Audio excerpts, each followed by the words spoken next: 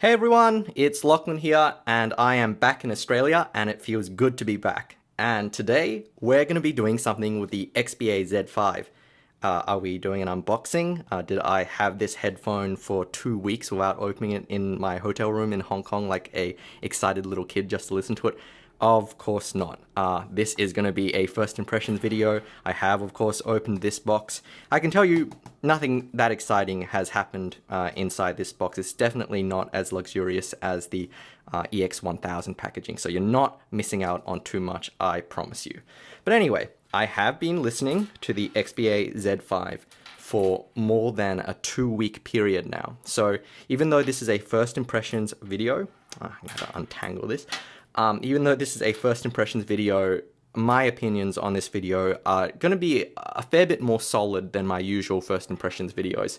But I've still got some final comparisons I want to do between the Z5 and some other earphones, which is why this isn't a full review. But let's jump into this. I got this earphone from Let's Go Audio in Hong Kong, and the final price was 4,580 Hong Kong dollars, which is roughly 700 Australian dollars. Now, number one, that is the most expensive earphone that I have ever bought. That's the most expensive audio product that I've ever bought, really. And definitely, I can feel it, even though that money was kind of free money in a way. And secondly, no, I don't think this earphone is worth the price I paid for it. Of course, you get diminishing returns as you spend more and more, yada, yada, yada. But I tell you, I still really love this earphone.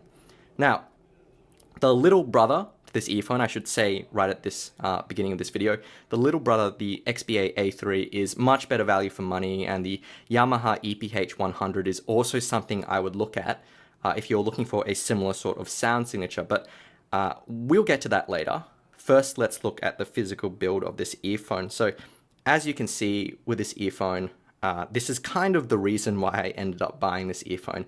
You can tell that you get these beautiful magnesium earpieces on the XBA-Z5. You can see that it's a chunky earphone, but you get this gorgeous kind of stealth black look with the earphone. You get these detachable cables. Just something that's classic kind of Sony industrial design, really chunky, really sort of brutal in kind of design. It's not quite as nice in terms of build quality, I would say, as something like the Sony EX1000. That is sort of like a masterpiece when you really look at it and you pick it up and stuff. But this thing comes quite close. One of the big noticeable differences in terms of construction over the XBA H3, which I have here, apart from the really obvious difference, which is that the H3 is made of plastic, the Z5 has a... So if you see here, the H3 had that really big port here. The Z5 doesn't have any port on the body. As far as I can tell, that might be a port here, just on this little section. Some people have suggested that that's where the vent is, but you can see it's definitely much, much smaller than it is on the H3. And as a result, the Z5 gets much better noise isolation, especially with the foam tips, which I'm using here. It gets much better noise isolation, and I'm happy to report that I'm much happier to use these outdoors, especially because the subtle, kind of the all black cable now looks a heck of a lot more subtle than the gaudy black and red cable on the H3. So it doesn't attract quite as much attention, and it doesn't look like you're wearing a science experiment. It still obviously looks a great deal more obtrusive than the H3.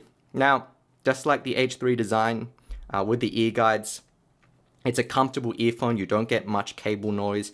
It's a nice, comfortable design, but it is really kind of fussy to take on and off because you have to wrap the ear guides around the ears. They are soft, so they had to be molded into the right shape each time, etc., etc. And also with this design, because they stick out of the ear so much, you do get plenty of wind noise, and they only offer average noise isolation. So if you use these, don't plan to use these outdoors. Certainly you wouldn't use these as exercise earphones. I think you're crazy if you want to use $700 earphones in the gym where they might be broken, but yeah, you never know. Anyway, one kind of point of disappointment I have with the build quality of the Z5 is with the detachable cable mechanism. It's more or less the same as the mechanism on the H3, but for a high-end earphone, I think this is just, it's just not up to par. It's a little loose, it's a little wobbly on both earpieces. It uses MMCX connectors, as you can see here. And again, I would encourage you, do not detach these unless you absolutely need to replace the cables, because they will get more loose as you use them over time, which is, sorry, I've just put that in backwards. Yeah, and also you can put these in backwards, which is sort of weird point of the design, but you can see it's just not as nice. Now, if you look at something like the EX1000 or even the 7550, the MDR 7550 from Sony, I'm going to get quite a lot of stuff on this table here. You can see that the old design on this, just let the camera focus, had that locking collar. You can see here with the detachable cable. So you just detach it. You'd get this system here. This is much more secure. It doesn't jiggle. It doesn't have any looseness to it. Of course, it's, you know, it doesn't detach under pressure, but I think that's kind of what you want, rather than a detachable cable mechanism that could get more loose over time. So you can see that even though that was a longer kind of mechanism, this actual earpiece is, this actual section of the earpiece is smaller. It's much more of a elegant design, in my opinion. It also looks more high-end, and this is the cheaper earphone. So that's a bit of a disappointment with the Z5 design. I don't know if with the, because now Sony sells its own fancy cable that you can use with this earphone. I don't know if with the fancier cable this is a little better in terms of build, but come on, you know, I've already paid $700. I kind of want better build quality out of that part. Apart from that, I still think this earphone is a really, a really nice piece of work.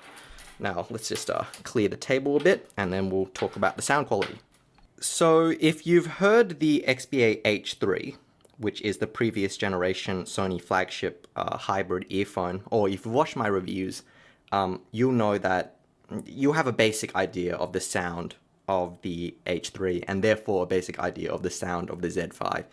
The H3, just like the Z5, is a hybrid earphone with a full-ranged balanced armature driver for the basic kind of underlying sound, and then there's a large 16mm dynamic driver for the bass, and then another balanced armature tweeter for the high frequencies.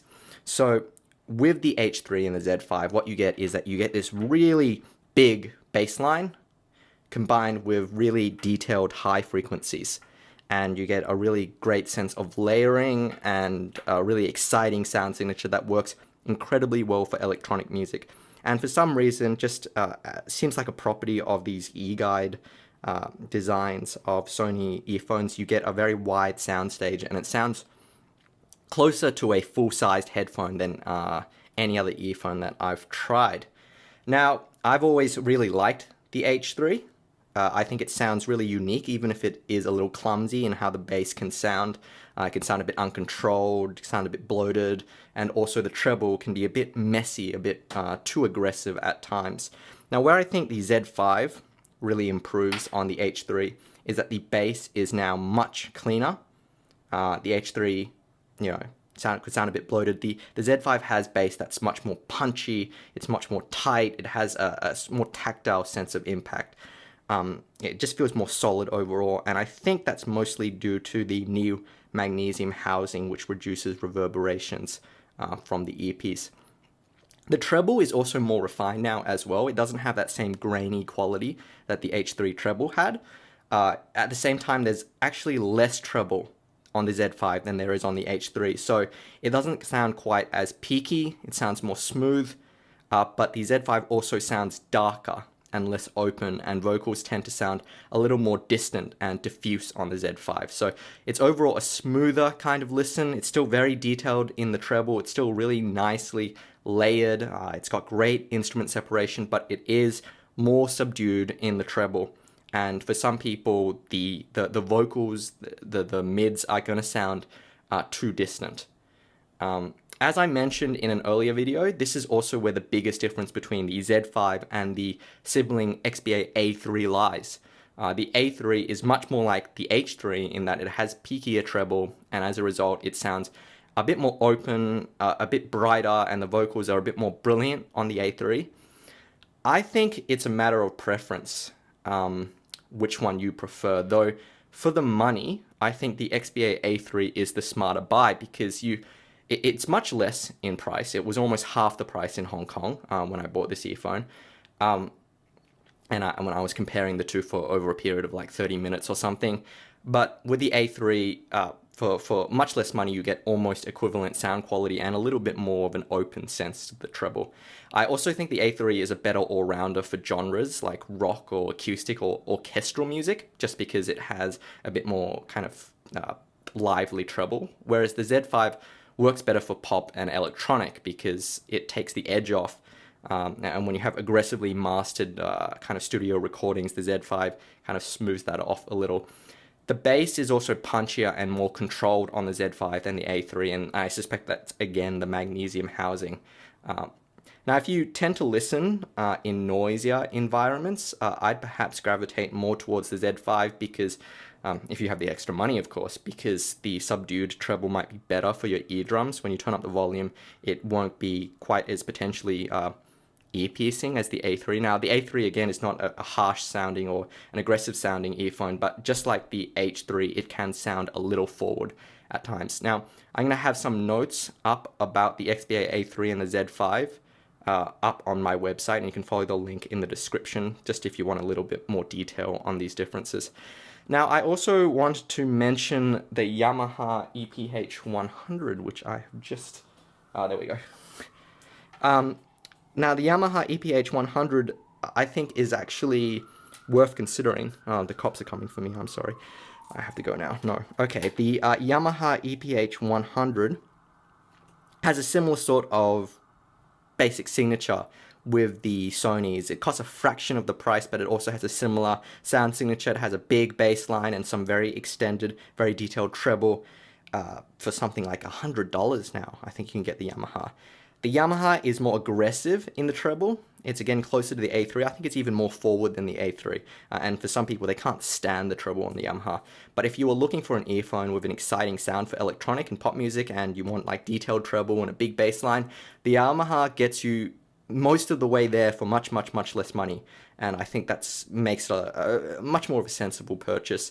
It's also a lot easier to wear. But the Yamaha doesn't quite have the same sound stage that the Z5 has, and it doesn't have quite that sense of layering, and it's not quite as smooth, etc., etc.